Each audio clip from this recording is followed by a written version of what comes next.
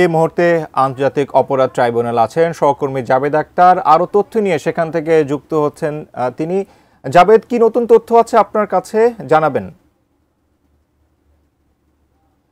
কিছুক্ষণ আগেই অভিযোগ গঠনের শুনানি শেষ হয়েছে। সাবেক প্রধানমন্ত্রীর ক্ষমতাচ্যুত প্রধানমন্ত্রী শেখ হাসিনার বিরুদ্ধে জুলাই আগস্টের যে মানবতা বিরোধী অপরাধ, সেই অপরাধের তদন্ত প্রতিবেদন গত 12ই মে তদন্ত সংস্থা আন্তর্জাতিক অপরাধ ট্রাইব্যুনালের প্রসিকিউশনে জমা দিয়েছিল এবং এরপরে গত 1 জুন এই অভিযোগ দাখিল করা হয়। আনুষ্ঠানিক অভিযোগ দাখিলের পরে ওই দিনই এই অভিযোগটি আমলে নেন এবং তারপরে শেখ হাসিনা এবং এই মামলাতে শেখ হাসিনার সাথে আরও 2 জন আসামি আছেন, সাবেক স্বরাষ্ট্রমন্ত্রী আসাদুজ্জামান খান কামাল এবং পুলিশের সাবেক আইজিপি চৌধুরী আবদুল্লাহ আল মামুন। চৌধুরী আবদুল্লাহ আল মামুন শুধুমাত্র গ্রেপ্তার আছেন এবং বাকি যে 2 জন শেখ হাসিনা এবং সাবেক স্বরাষ্ট্রমন্ত্রী আসাদুজ্জামান খান কামাল, তারা 2 জন পলাতক। এ কারণে তাদের হাজির হওয়ার নির্দেশ দিয়ে এটি বিজ্ঞপ্তি প্রকাশ করা হয়েছিল 2টি জাতীয় দৈনিকে, কিন্তু তারা সে সময়ের মধ্যে হাজির হননি এবং তাতে বলা হয়েছিল যে তারা যদি হাজির না হন, আত্মসমর্পণ না করেন, তাহলে তাদের অনুপস্থিতিতেই এই বিচার কাজ চলবে। আজকে সেই অভিযোগ গঠনের প্রথম দিনের শুনানি হয়েছে এবং প্রথম দিনের শুনানিতে চিফ প্রসিকিউটর মোহাম্মদ তাজুল ইসলাম শেখ হাসিনার যে এই মামলাতে 5টি অভিযোগ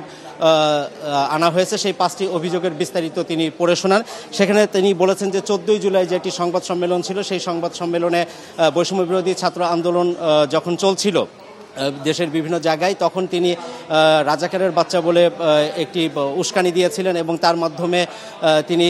তাদেরকে উস্কে দিয়েছিলেন এবং এর পরবর্তীতে আরেকটি যে তিনি লেথাল ওপেন বা মরণাস্ত্র বা প্রাণঘাতী অস্ত্র ব্যবহার করে স্বরাষ্ট্রমন্ত্রীকে নির্দেশ দিয়েছিলেন এবং স্বরাষ্ট্রমন্ত্রী আইজিপিকে নির্দেশ দিয়েছিলেন এবং তারপরে যত তাদের নিয়ন্ত্রণাধীন যত পুলিশ সংস্থা আছে বিভিন্ন দেশের বিভিন্ন জায়গায়, তারা একইভাবে এই প্রাণঘাতী অস্ত্র দিয়ে যারা বৈষম্য বিরোধী ছাত্র আন্দোলন করছিলেন এবং পরবর্তীতে ছাত্র জনতা যে আন্দোলন করছিলেন তাদেরকে গুলি করে হত্যা, অ্যাটেম্প টু মার্ডার, হত্যার চেষ্টা এবং কনসাইনমেন্ট, প্ররোচনা এবং ষড়যন্ত্র, এগুলো তারা করেছিলেন। তাদের বিরুদ্ধে অভিযোগ আনা হয়েছে। আর বাকি আরও 3টি যেটি অভিযোগ, একটি হচ্ছে আবু সাইদ, জুলাইয়ের যে প্রথম শহীদ আবু সাইদের যে ঘটনা, সেই ঘটনাটি এখানে তুলে ধরা হয়েছে যে তাকে কিভাবে হত্যা করা হয়েছে। সেখানেও সাবেক প্রধানমন্ত্রী শেখ হাসিনাকে সুপ্রিয়র কমান্ড রেসপন্সিবিলিটি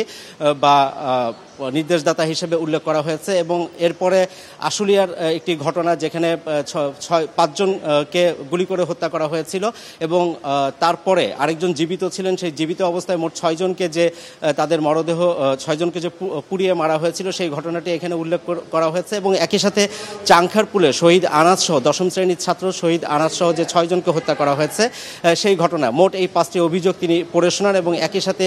ট্রাইব্যুনালের যে আইনগুলো রয়েছে এবং সেখানে তারা বলেছেন যে ওয়াইড স্প্রেড বা ব্যাপক মাত্রায় এই অপরাধ সংগঠিত হয়েছে, অর্থাৎ যে হত্যাযজ্ঞগুলো হয়েছে এবং সিস্টেমেটিক ওয়েতে পদ্ধতিগতভাবে এটি হয়েছে এবং এখানে শেখ হাসিনার যে সুপ্রিয়র কমান্ড রেসপন্সিবিলিটি ছিল সেই বিষয়গুলো এখানে তুলে ধরা হয়েছে এবং তার যে নির্দেশ, সেই নির্দেশ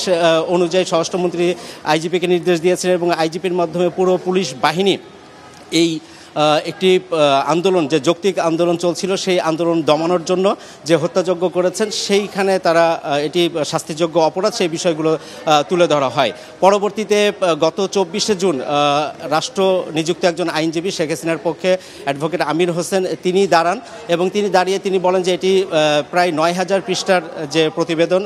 যেটি আনুষ্ঠানিক অভিযোগ, সেটি তিনি পড়ার যথেষ্ট সময় পাননি এবং তিনি অসুস্থ ছিলেন। সেই প্রেক্ষিতে তিনি 15 দিনের সময় আবেদন করেন, কিন্তু কোর্ট তাকে আগামী সোমবার পর্যন্ত অর্থাৎ 7 জুলাই পর্যন্ত তাকে সময় দিয়েছেন। এই 7 জুলাই এই অভিযোগ গঠনের শেখ হাসিনার পক্ষের যে আইনজীবী আমির হোসেন তার শুনানি গ্রহণ করবেন।